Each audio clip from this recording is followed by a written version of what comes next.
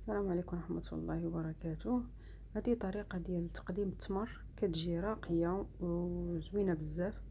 كتخلي الصغار والكبار يستهلكوا التمر عوض كثرة الحلويات والمقليات وما جاوره.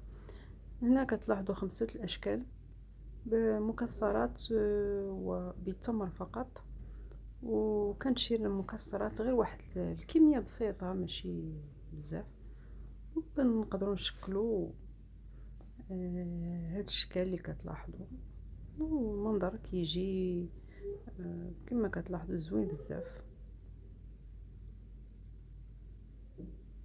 دونك هنا كيفاش الطريقه: خديت التمر وغسلته، ملي غسلته مسحته شويه، خليته حيد منه الماء شويه، من بعد طحنته، زدت عليه ماء زهر شويه، زدت عليه قرفه وقرنفل مطحون واحد شويه على حسب الكميه ديال التمر اللي عندك. هنا كان عندي واحد 500 غرام، نص كيلو كانت عندي.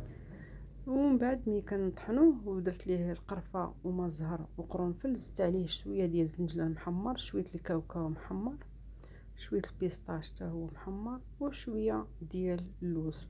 هذا بطبيعه الحال سا ديبون اللي عندكم في الدار، ماشي اوبليجي هادو كاملين. بعد ملي كنخلطوهم صافي كناخدو بالمعلقه، كندهنو يدينا بواحد شويه ديال الزيت، ومن بعد بالمعلقه وكنشكلو كويرات،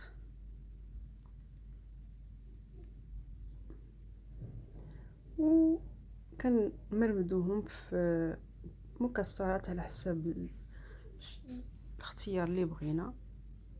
دونك غادي ندير واحد بيستاش، واحد باللوز، واحد بالكاوكاو، واحد بزنجلان محمر، وواحد بالكاكاو المر. هادو هما الاشكال باش كنحصلوا في الاخر على هذاك البلاطو اللي كيجي زوين بزاف وراقي. دونك نخليكم مع تتمة الفيديو، ورمضان مبارك على الجميع، والسلام عليكم ورحمة الله.